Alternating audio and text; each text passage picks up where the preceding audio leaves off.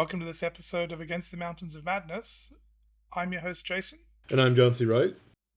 And on this episode, we're going to talk about the old Twilight Zone episode, The Obsolete Man, with Burgess, Meredith, and Fritz Weaver. Now, if you haven't seen it, we highly recommend it. It's about 20-ish minutes long. Probably find it on YouTube or any of a number of streaming services. We're going to spoil this. If you haven't watched a show from 1957-ish, I'm going to say that's on you. So, basically, you can't discuss a Twilight Zone episode without discussing the twist ending, because that's what they're famous for. This is true. They all have twist endings. So not all, but most, but yeah. But this one is ironically named because it is not an obsolete story. It is timeless and is pertinent nowadays as it was when it was first filmed. In glorious black and white. So, The Obsolete Man, John, do you want to sum it up for us? Let me sum it up as briefly as I can. It is a brilliant one-act play narrated by Rod Serling, who has a cigarette in his hand as he's narrating, which he would never be allowed on TV today, so you know you were from the golden age of television, concerning a futuristic dystopia, a future that may be, but we hope will not be, if people pay attention to the warning in the show. Burgess Meredith is playing a librarian, a profession that has been outlawed by the state, the all-powerful state. He is hauled before the board, which is going to decree him to be obsolete if he cannot plead with them and declare what his function is in the state. Because in the efficient, all-powerful state of the future, no useless man is being allowed to survive. There's only 3 acts in this story, and there's only 2 sets. One of them is the stark, horrible room of the obsolescence board, and from a tall judicial bench, the chancellor leans down with a booming voice and a microphone and declares that librarians are obsolete because all books have been outlawed by the state. The citizens don't need books anymore because they fill people's heads with fanciful notions like the belief in God and the dignity of man. And those have also been outlawed by the state. And God has been proven not to exist, or so they say. So along with clergymen, librarians are outlawed, are obsolete. The librarian is, however, given the courtesy of being allowed to select his own method of execution. And he thinks for a moment, and he asks if the method of execution can be secret, just known to him and the executioner. And the chancellor says yes, the state is willing to be gracious to the useless people who are now obsolete. And he also asks if it can be televised. And the chancellor says yes, that's a great idea, because televising executions has an educational effect on the populace. Yes. We then move to this stark and shadow-filled, barren room of the obsolescence board into the cozy, book-crowded room of the librarian, which has books on the chairs and books on the shelves and books in the safe and books everywhere. The chancellor comes in. The furniture is nicely and well made, and it's mentioned that the librarian was a carpenter and had made his own furniture, which is kind of odd because if he had claimed to be a carpenter, maybe the state could have found a use for him. But no, he insists he's a librarian. And the chancellor explains that the state likes to televise executions because it's good for the people to see citizens who have been declared obsolete begging and pleading for their lives so that they know that the state is all-powerful. And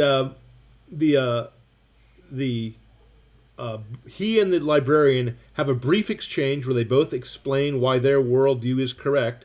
And the librarian says that man is never obsolete because he's born with innate rights and innate dignity which were granted him by God Almighty. And the chancellor mentions that God no longer exists in the state, and that therefore books no longer have a need, therefore librarians no longer need to exist. And he turns to leave and he finds the doors locked. And then Burgess Meredith, the librarian, mentions what the method of execution was that he and the executioner decided upon. He's going to be blown up with a bomb that's going to go off in 45 minutes. Or maybe it's 15 minutes, because there's a countdown clock that then starts showing up. And the chancellor shouts for the guards, but there's no guards around. The librarian explains that the guards have been sent away, as they always are before executions, because everyone has to die alone.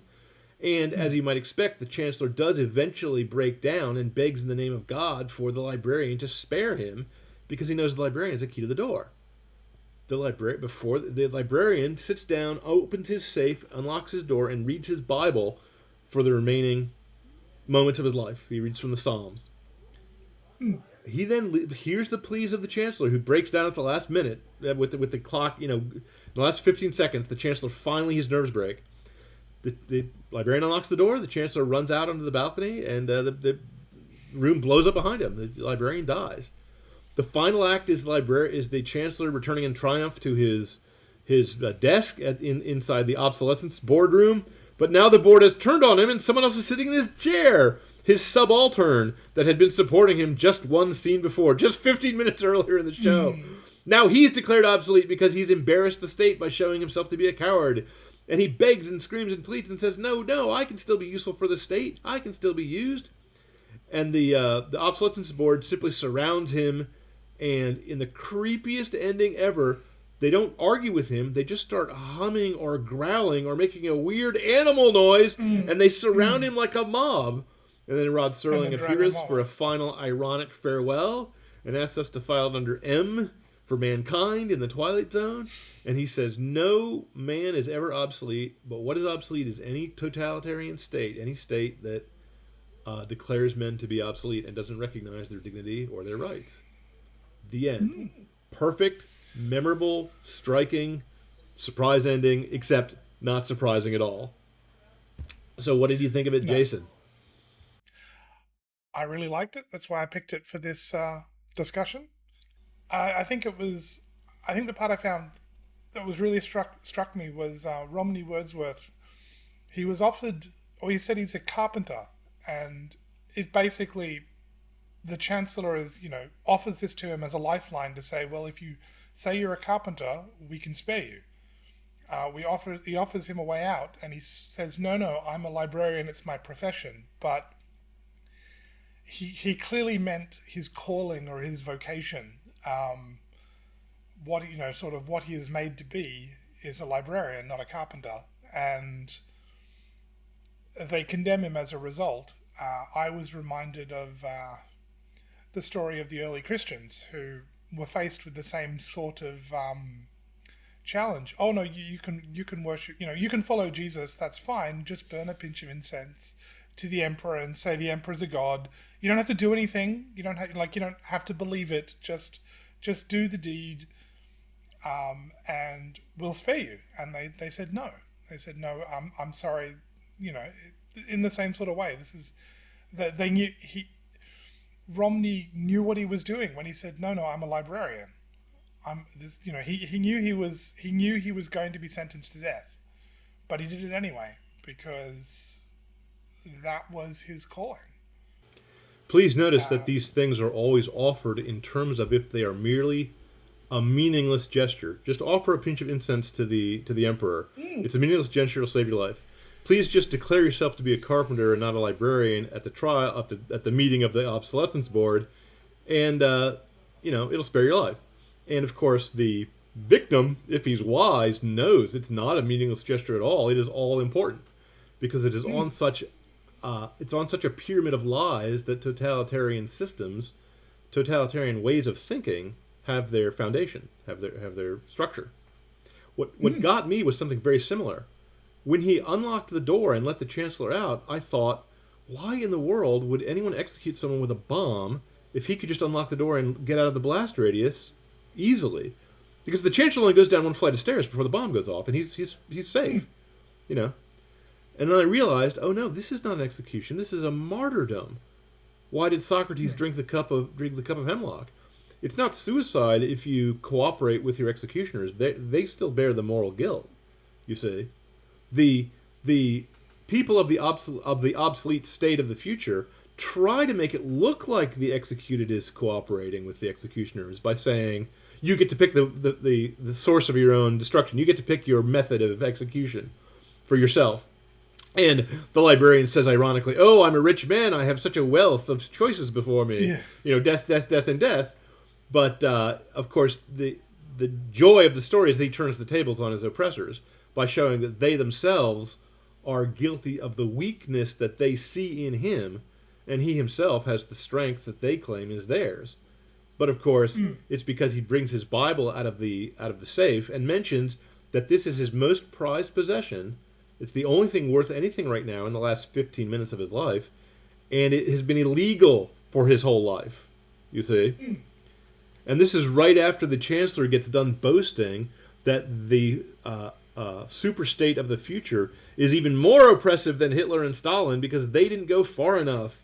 These guys have decided to do perfectly what they did imperfectly, which means simply to annihilate anything that gets in their way. Well, the guy who says that is one of the two people who dies at the end of the show. You know, a nice payback for his loyalty, don't you think? Well, I think yes, but I think in part Romney Wordsworth lets the bomb kill him when he could have escaped because he knew there was no escaping it. Right. He got to choose the method of his own execution, and he got to show the state up for what it was. But if he had escaped, as he probably could have, they just would have hunted him down, and he definitely wouldn't have been given a second chance to embarrass him. And they probably would have taken their time. I think it's in the storyline to show that the guy's a martyr, to show that it's I think so. That he's not just a helpless victim. You say? Oh no, I agree. He has the courage of his convictions. Which explicitly come from the Bible, which explicitly come from God. I think it is interesting that they didn't make him a clergyman, though they did say that all clergymen had been wiped out by the all-powerful state. Once the state has proved that God doesn't exist, you know. The thing that makes it funnier, to me, is that in the introduction, Rod Serling says that this is a state where logic and reason have been outlawed. He doesn't say religion and superstition has been outlawed. He says logic and reason have been outlawed. And then in the story, which he himself wrote, the Chancellor says that it's been proved that God doesn't exist. And of course, the librarian says, no, you can't edict. You can't decree God into non-existence by means of an edict. It doesn't work that way, you know. And of course, he comforts himself in his last moments of life by reading the Psalms, reading the Bible. Now, I did notice with my very Catholic brain that Rod Serling was I believe he was an atheist Jew. I believe he was a secular Jew. And correct me if I'm wrong about that. No, I believe that to be the case. But he also wrote during a time when you didn't need to know someone's political or religious beliefs to enjoy the stories they turned out. Remember those days? That was before 2014. And he doesn't read from the New Testament. He only reads from the Old Testament. So, but the sentiment is the same, because as a Christian, I believe the God of the New Testament is the same God as the God of the Old Testament. You know. But you would never see a religious man on the TV these days who was not an axe murderer. You would never see that story played out unless the state was in the right and the Bible reader was in the wrong, you know. And you would certainly never see the Bible shown as the guy's source of comfort and strength enough to defy tyrants, strength enough to defy the totalitarian state. You see, the guys who are worse than Stalin and Hitler. Well, of course. Well, one of the things I thought was interesting. Because right at the end, when the Chancellor is declared obsolete and dragged off, I assume dragged off to be torn apart, that was the implication you're left with.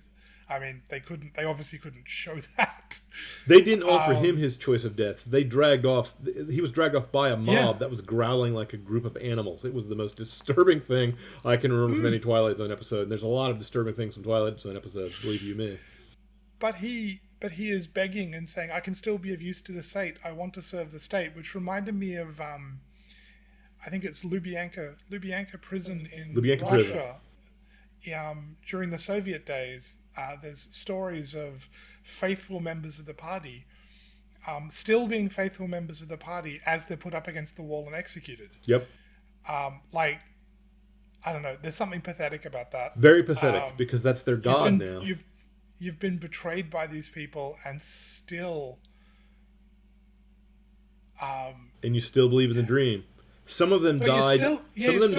Begging that their betrayal would not be made public, so that the people would not lose faith in the party. Well, but I guess what struck me was the Chancellor at the end is begging and pleading, saying he can still be of use to the state. It was really pathetic. Yeah. But Romney sat there patiently, defiant to the end. Mm-hmm. He didn't beg, he didn't plead. Um, I was reminded of. I assume someone has said it. I doubt I'm wise enough to. I'm definitely not wise enough to have come up with it. A life that you've got to. You've got. If you have nothing worth dying for, you have nothing worth living for. Mm-hmm. And Romney has something worth dying for. It's bigger than him. It's more than him. But the Chancellor doesn't. The Chancellor Well, the just has his Chancellor, existence and his power and whatnot, but there's nothing beyond. Like, the state is beyond him, I suppose. But the state is his idol, and he's crushed by it, no, it's like a juggernaut, like a Hindu idol on a armored cart. He doesn't well, no, he not, doesn't end by saying, no. let me tell you, but the ending is not All right. him yearning for his own power or begging for himself. You see, he doesn't say, "Please don't kill me. I'm a very powerful person." He says, "I can still be of service to the state." So he's still worshiping the state, but the state is See, an I'm evil not god and doesn't sure. accept his worship and it doesn't forgive him. Greetings, world. This is John C. Wright. I and my compatriot, Jason Rennie, take up arms weekly against the mountains of madness that are afflicting and overwhelming the modern age. You are welcome here among like-minded souls, and I hope we have provided a work of insight, hope, or humor, and perhaps an explanation of the insanity that is the modern age. For more content and conversation on these and other fascinating topics of philosophy, science fiction, and current events, please visit our Substack at atmom.substack.com. Tips, bribes, and generous patronage are warmly encouraged. Thank you. I'm yeah. See, I'm not sure that's quite the way I saw it. It was more like he was he was begging and pleading to be of use to the state because he knows what happens if you're not of use to the state. But it's not about worshipping the state as his idol. That was all You don't for think show. that character actually believed what he was saying? There's Not not at a the end. single hint or a single line that he thought it was a trick or merely something to fool the proles. He looked like he was Well, a true no, believer no. to me. Complete Well, fanatic. to some degree, no, but not at the end. Not at the end. See, I mean, like, if he had He been doesn't a true repudiate the believer, state at the end. He doesn't say, "Now I see the state is evil. Now I see no, the no, state no, destroys no, even those no, who serve it." no, he'd never do that. But no, I think this is where we said, because right at the end, see, I think if he had been a true believer, he would have accepted his obsolescence stoically and understood it was necessary because Okay. because he really believes in what he's doing. But he doesn't. He breaks down and is crying like a child and begging for his life and trying to be of use to the state because however much he was willing to believe it and run with it when he was on top, when push came to shove, he just wanted to stay alive. He didn't believe any of it, really. Well, you and I might be talking cross purposes. I would phrase it differently. I would say the state Well, is nothing. I suspect Let me finish. The state is nothing to believe in. The state, if you're about to die, the state is no comfort in the next life because you think there is no next life. Of course. You think there's nothing above the sky but vacuum.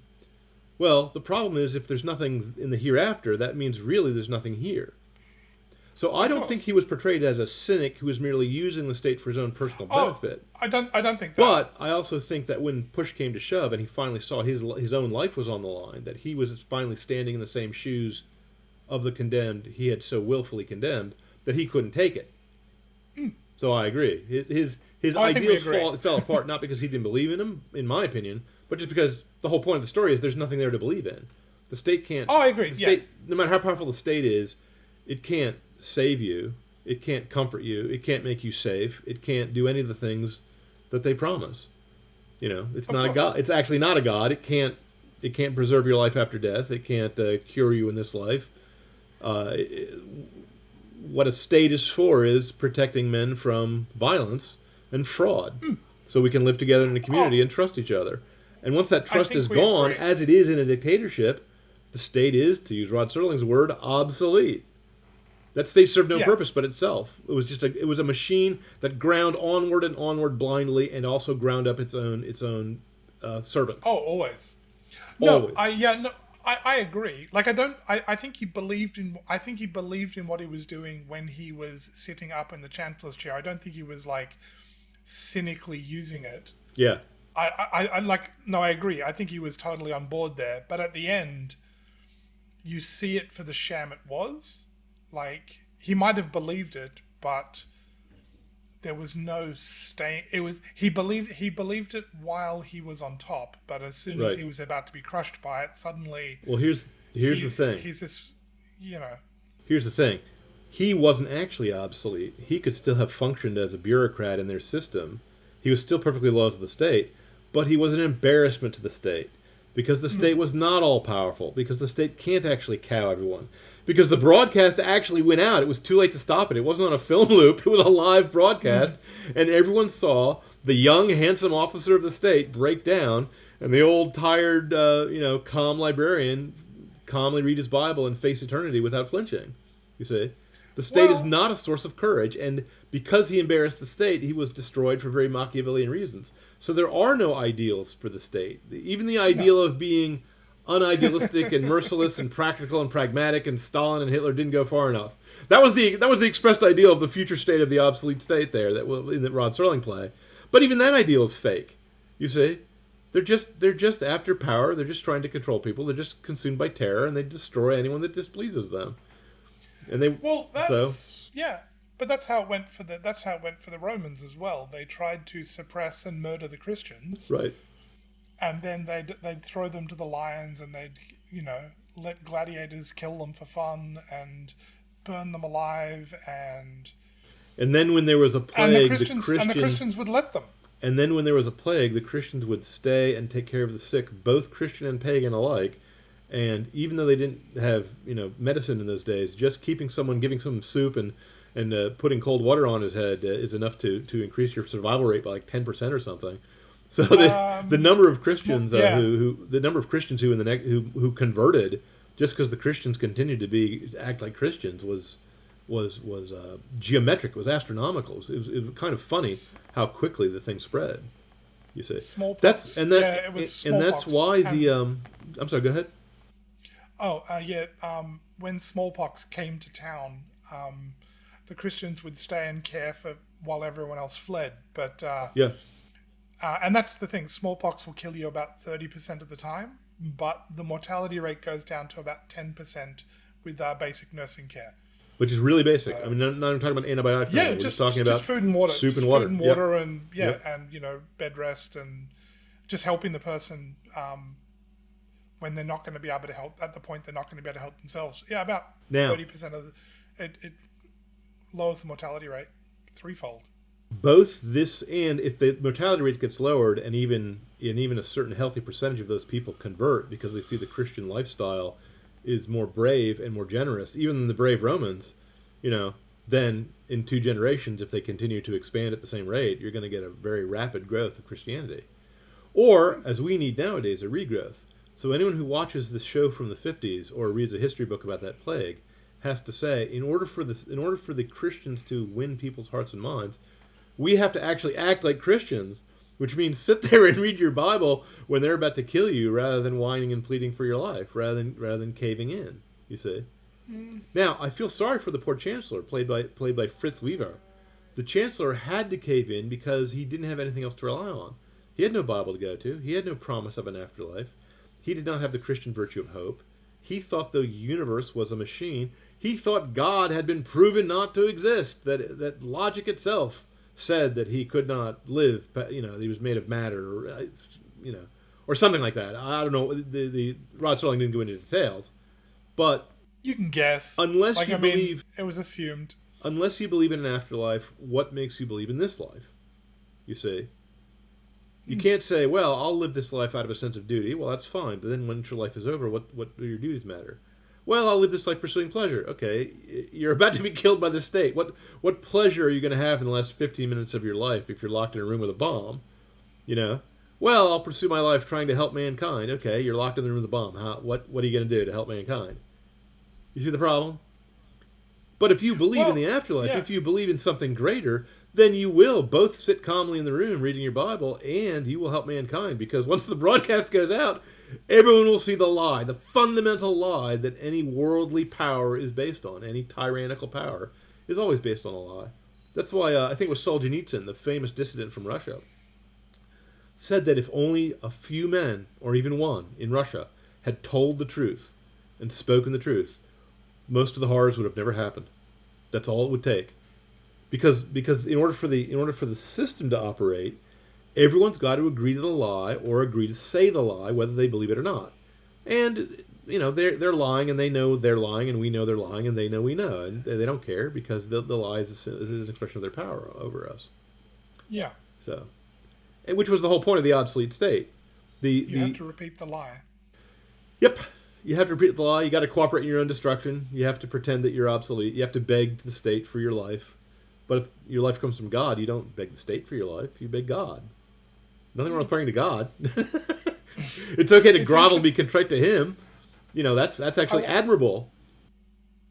I wonder how many people saw the episode and think it was a mistake to let the Chancellor out at the end. Well, it would have been the same, wouldn't it?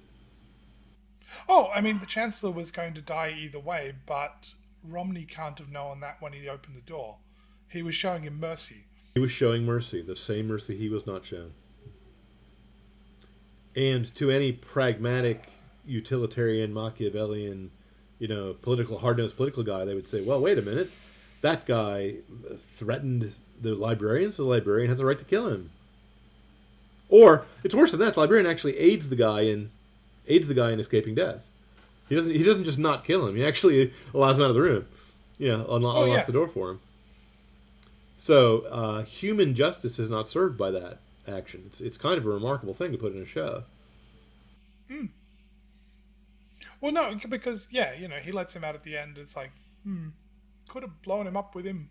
I suppose the implication is if he hadn't broken down and cried out, he wouldn't have opened the door either. It's not that. Did you see the line? He says, "In the name of God, let me out." Oh yeah. So he actually confesses God with his lips as this, So then the guy says, "Well, if you're asking me in the name of God, I'll let you out." He doesn't say that, but that's the implication. Yeah. It wasn't just that the guy broke down. It was that the guy broke down and admitted the truth for once in his life, the only time in his life. So the guy deserves some reward for that. But you're right. It's really odd that he spares the guy because my personal sense of justice, my personal sense of vengeance would have urged me to have him die with me. We would go down together, biting each other's necks with our teeth bloody. But the librarian's a bigger man than I am. And the thing that's funny is, as a Christian, I recognize the librarian acted in a saintly fashion. Yeah. It's almost incomprehensible. But look at what it did. It humiliated the state in a way that mercy humiliates the merciless in a way that justice simply does not do. You see? It shows their weakness. It shows that they're not really a threat. What does it matter if I let him out of if I let him escape from the bomb now or later? What does it matter? He and I are both going to stand before the eternal judge. And one of the things I liked one of the touch I liked in the show was that the first psalm he reads is from King David. The Lord is my shepherd, I shall not want. And one of the lines in there, as we all know, is he makes a feast table in the presence of my enemies. And the guy's reading it in the presence of his enemy.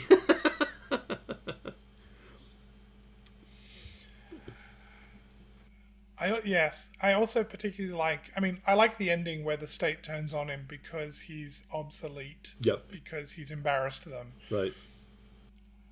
And all I could think was, this is how it's always is with these people. I mean, and none of them learn the lessons of history because we have people whose fantasy today is to be the chancellor, to be that to engineer that state with that control and power over people. And I mean, he mentions Hitler and Stalin. But we remember what happened. We remember what happened in the Night of the Long Knives to the brown shirts. in Nazi Germany The Nazis got when they rid were of all. when they were obsolete. And in Russia, the same thing happened.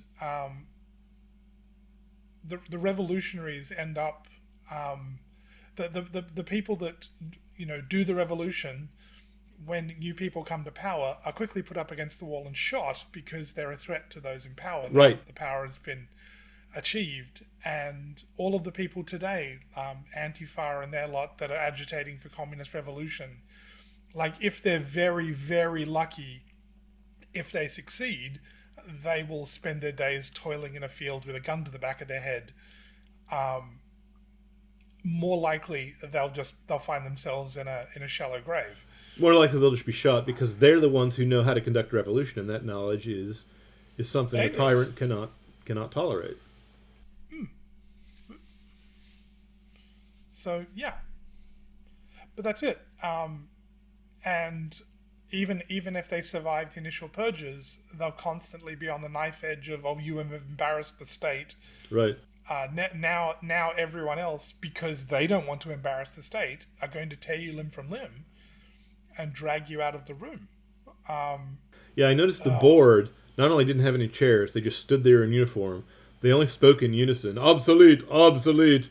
And then at the end of the show, they don't even have human speech anymore. They just make a growling, hissing sort of noise that really freaked me out, as you can tell from my reaction. Because I thought they're not going to argue the point. They're not willing to use reason. The chancellor and the librarian exchanged several sharp, barbs at each other because they disagreed and they tried to argue. And the chancellor eventually simply decreed the argument over. It's not worth talking to you because you're an obsolete man. You're a thing of the past, And that's a dead giveaway, by the way. I don't know what Rod Serling's personal opinions were on the matter, but the only people who say that's a thing of the past as if that's the final word in an argument are progressives. Because they're the only ones who think that there's an evolution from bad to good, it's inevitable, everything gets from worse to better, right? I don't believe that. I think things started in Eden and were really good, and then got bad, really, really, really bad. And then there was a flood, and then it got better, and then it got worse again. I'm a human. I believe that things go up and down. I do believe there's turning points in history. I think the death of Christ was one of the turning points, and it's gone up since then. But it can go down again. I'm looking forward to the apocalypse. And one of the things that's going to hasten the apocalypse is men trying to act like gods. Men trying to take the place of gods. Because why did the state not allow for there to be any clergymen? Why did the state not allow for there to be any books? Because they can't afford a difference of opinion. They can't afford anyone having an authority higher than human authority. They can't afford anyone knowing. They can't afford to have anyone think in the long term. Because if you believe in the afterlife, you believe in eternity. If you believe in the eternity, you think in the long term. And if you think in the long term, then a short-term threat is not going to move you. Now, to a worldly man, to a man who doesn't believe in God, 75 years seems long-term to him. I won't live that long under the state. I have to look out for number one. But if you're an eternal being, every state that ever rose and fell is an afternoon to you.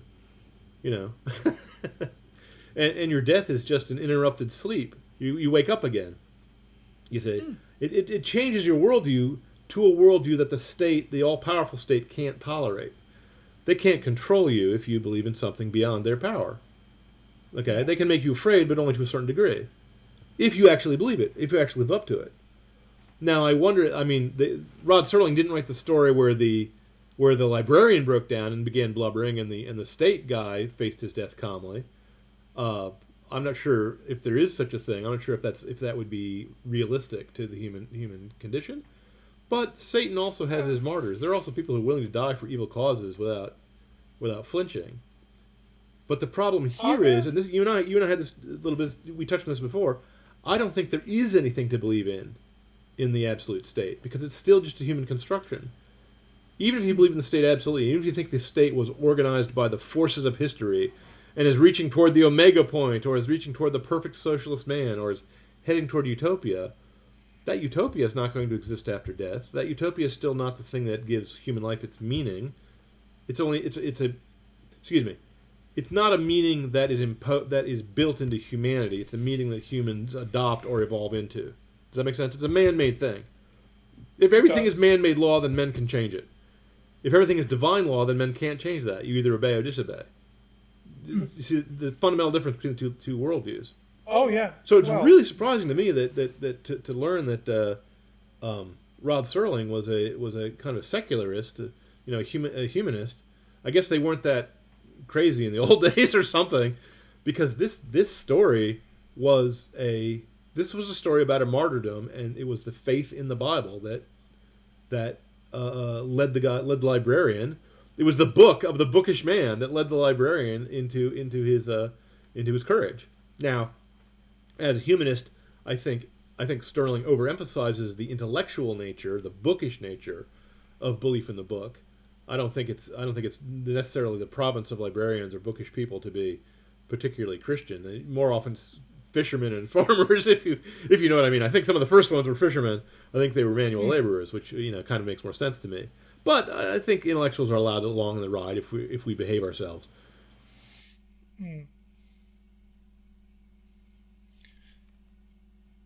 I was also I had the thought the way the Chancellor is cast away at the end because he's embarrassed the state, but also the state will always cast aside those that faithfully serve it. I remember a story I read of there were communists in Vietnam, and there'd been a battle, and one of the communists had been gut shot and was bleeding out on the ground, and his commander just stepped over him, possibly stepped on him, and the reporter or whoever, I can't remember the exact details of the story, said, "Oh, why do you treat him like that?" Or words to the effect of, "Why are you leaving him to suffer like that?" And he just dismissed it and said, "Oh, he's done his duty," and that was it. And so this poor guy was left to bleed to death in a relatively, well, as far as I am led to believe, quite an agonizing fashion. Yeah, dying of gut wounds is not is. Well, that's fine.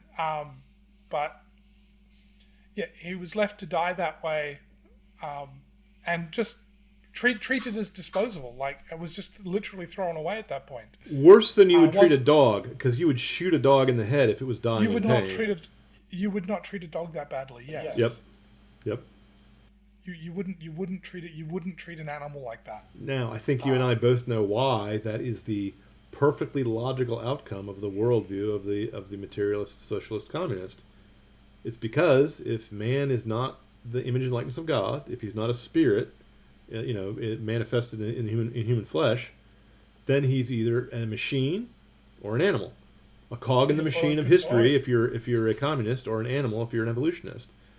And why feel sympathy for a machine? Well, once it's done its job, once it's done its duty, It's a broken toy. Yes. It's a broken toy. It's a broken toy to be discarded. And even an animal, you wouldn't treat that badly, because animals are supposed to be. We're supposed to be the stewards of the animal life that God created. I mean, we can't make dogs. They're not ours. They were given to us, but only as a servant is given a charge of his master's goods. There's going to be an accounting for it if you beat your pets, if you mistreat your animals. So the problem is, and I'll say this again, is if there's nothing hereafter, then there's nothing here. If there's no higher power, if there's no higher law, then there's no law that says that the dying man who took a gut shot for me and my cause, I don't treat him with dignity and respect. Where does dignity and respect come from? If it comes from man, then man can decide to cut it off if it's inconvenient. If it's obsolete. I particularly like the title of this show, The Obsolete Man, because it's such a dig in the idea that these things are not eternal. Because Rod Serling, in his opening and in his ending, refers to certain eternal things, human dignity, human rights, and God. See, and I think it's very peculiar that he says that the state outlawed reason. You see, because he at least did not think reason and God, at least in this show, are at odds with each other. He thinks that he puts them in the same basket. He says they're one and the same. Now, I think he's a guy who believed, this is just my speculation, but he may have been a man who believed in the salvific nature of education and intellect. because many secularists try to say that we can reason our way out of human turmoil and trouble. If you read, I don't know, Isaac Asimov's Foundation trilogy or something of a similar sort, where the mathematicians or the scientists can map out the utopia, the better life that we're headed toward, and guide us there.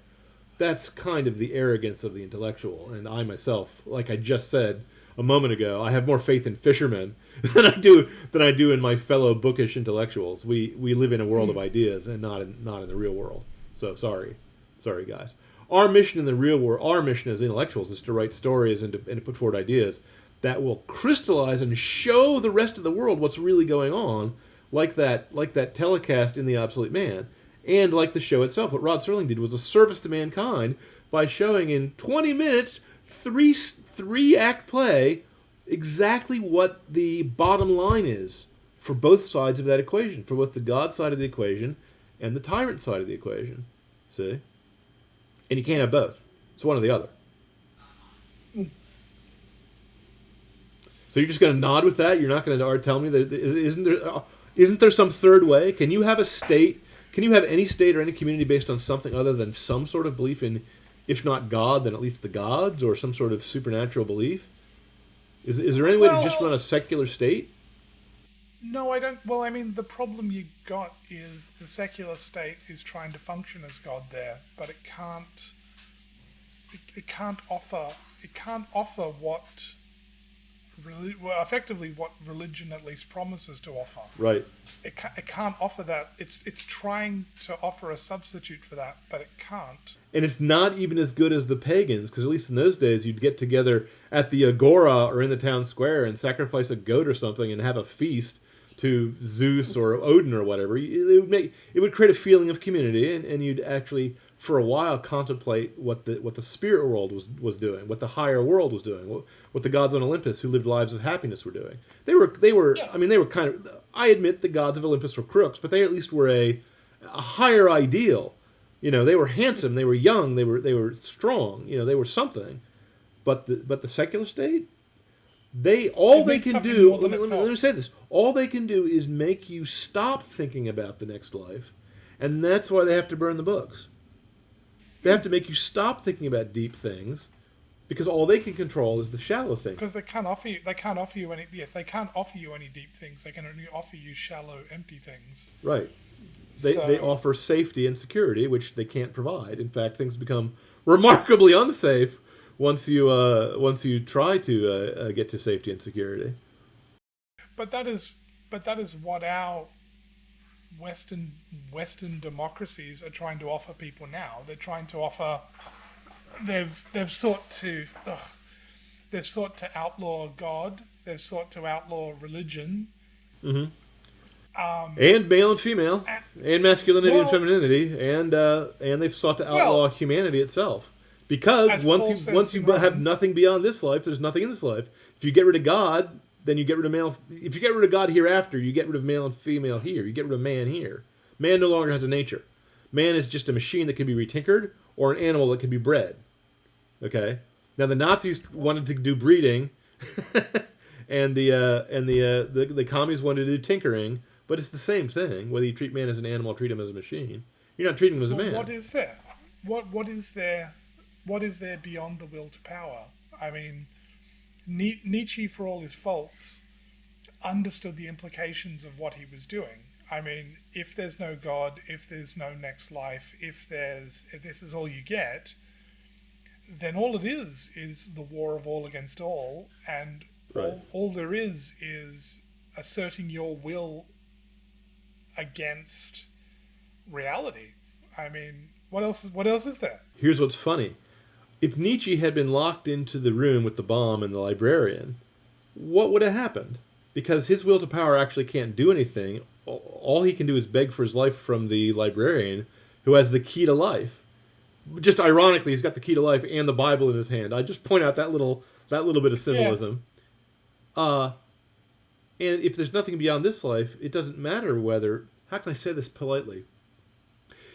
In the Hobbesian war of all against all, the group that does not believe in the Hobbesian war of all against all, but believes in the war of the sons of light versus the armies of darkness, is going to prevail against the Hobbesians. Because the Hobbesians can't trust each other or cooperate except to a limited degree. Except insofar as their own self-interest compels them. Does that make sense?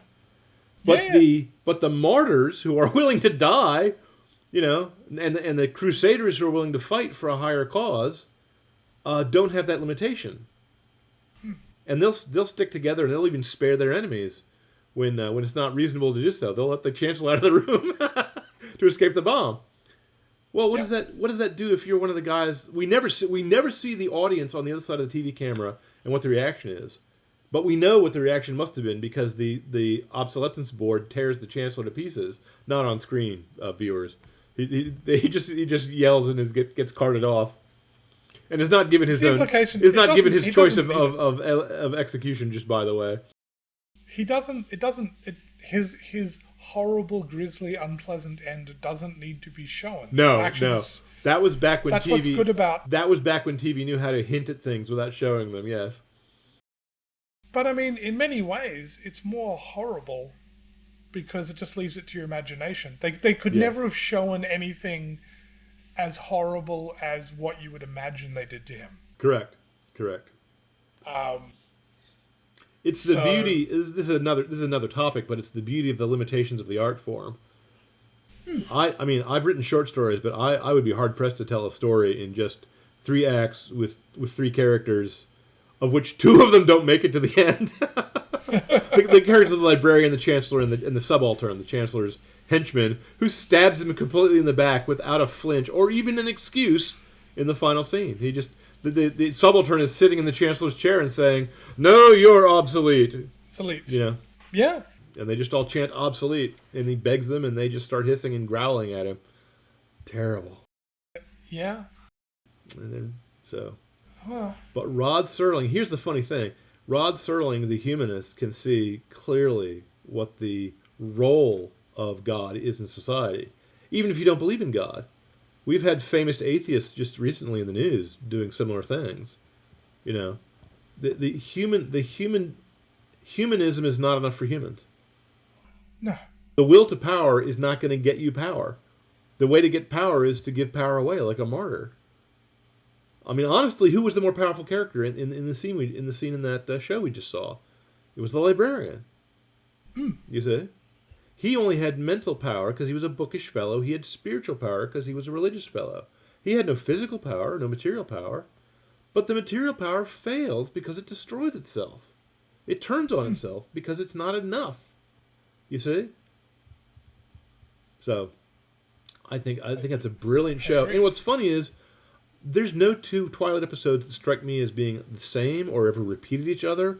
They were all really. I mean, even the poor ones are more brilliant than what you would see on TV these days. Rod Serling was just an amazing fellow, and he also, by the way, wrote the treatment for the movie Planet of the Apes, which also has a surprise twist ending, which is different from the book, just by the way. So that's also Rod Serling's hand in that one. Well, the Twilight Zone in general, yeah, he tells great stories.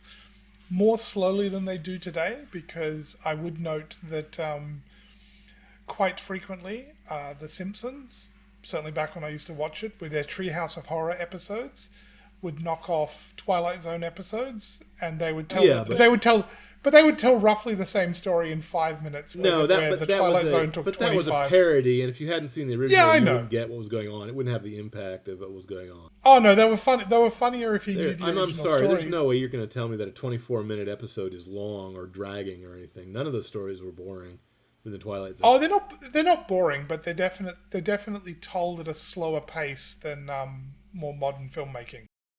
Well, they were more thoughtful. I'll say that. And half of them could be done as a radio play. You didn't need to see the expressions on people's faces to understand what was going on. Though it's really nice to see the look on Burgess Meredith's face when he's politely asking if he can choose the method of his own execution, because he's up to something. The rabbit is going to catch the wolf in the rabbit trap. Is what's going on in there. It's like an Aesop's fable. Some of his stories just have the beauty of a fable or a myth, which you don't need much background. You don't need to know anything else about the librarian. You don't need to know who his parents are, or what his love life is like, or whether he's Yeah. got kids or anything else about him. You don't need to know what the chancellor was doing yesterday or what his favorite type of mustard on hot dogs is. You understand what I'm saying? You don't need to know Yeah. the background because these guys are iconic. The librarian is every little guy who ever got stepped on by a big guy, and the chancellor is every bureaucrat who ever was rude to you because you couldn't fire him. Okay? Every tyrant who ever lived, every Stalin, everyone since Gyges onward. Everyone who thought he was immune, everyone who thought he was immune from his own deeds. Everyone who thought he was beyond the reach of the of retribution. And in this case, the retribution of the librarian reaches from beyond the grave. The librarian is dead in the third scene, but it was his action that causes the chancellor to die at the hands of his own friends. Well, if you have friends in the dystopia. And for a 20-minute dystopia, it has a lot more character, at least to me. Now, maybe I'm a bit of a cynic, but there are some modern like teenage dystopians in YA novels or that have been made into movies that just don't strike me as creepy as this one. The no books thing also reminds me of Fahrenheit 451 because books just confuse people. You're filled with daydreams injected into yourself with printer's ink. Well, thank you, Chancellor. Where did you get your ideas then? So I love the twist ending, and I love the fact that it was the hypocrisy, the self degradation of the will to power was exposed so neatly in such a short, brief. It's like a sonnet. It's 14 lines. I'm not saying I'm not saying the show was 14 lines. I'm saying the brevity of the art form impressed me, and the depth of it. Because after you walk away from the show, you go, well, what do you need to run a state? Can you run a state without God? Can you run a state without at least some sort of belief in God? A belief in the Tao, if nothing else, a belief in the way, a belief in tradition, a belief in something? I don't think the belief in Marxian historical dialectic is sufficient. Look at the speed with which Orthodox Christianity re-emerged in Russia the moment the Marxist boot was taken off their neck.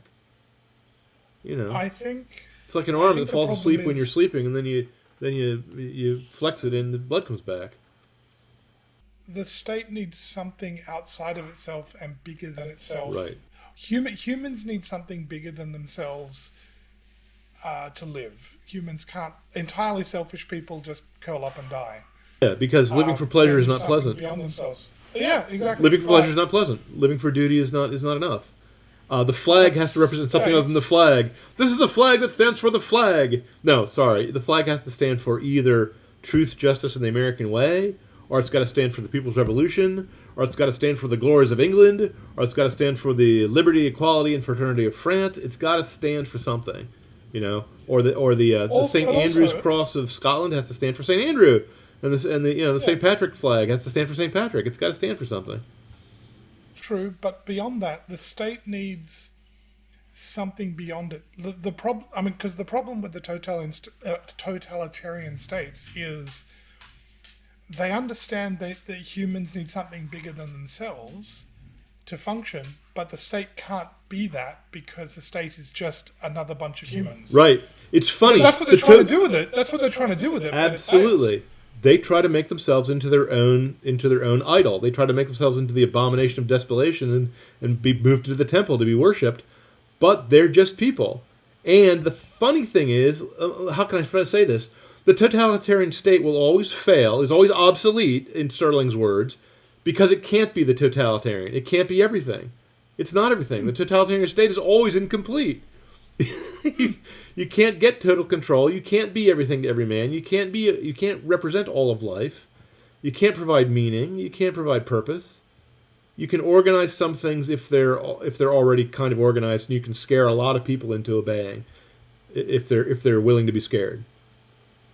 But you can't turn stones into bread. You're not God. You can't make poverty into wealth by fiat. Sorry, Stalin. The best you can do is loot Eastern Russia. People more civilized than you for their goods. Well, on that note, oh, an interesting thought. the only character that has a name in the whole story is Mr. Wordsworth. That's true. And the Chancellor doesn't have a name. And the Chancellor makes fun of his name as Wordsworth. What goose are words? It's funny. Yeah. It's a very deliberately chosen name, and you're right. Oh, of course. The subaltern and the Chancellor. You see what I mean about it being almost perfect in the economy of the storytelling? It's just a bare bones story. It's just an Aesop's fable, you know? So yes, Wordsworth, the bookish man, is the only guy with a name. And I got to tell you, as a Christian, when he pulled out his Bible, I noticed that there were tons of bookmarks stuck in it, and it was old and battered. So that was a real Bible that someone had really been reading. You see? And like I said, it was also the key of life. So on that note, thank you everyone for joining us, and be a Romney Wordsworth, not a nameless chancellor. Amen.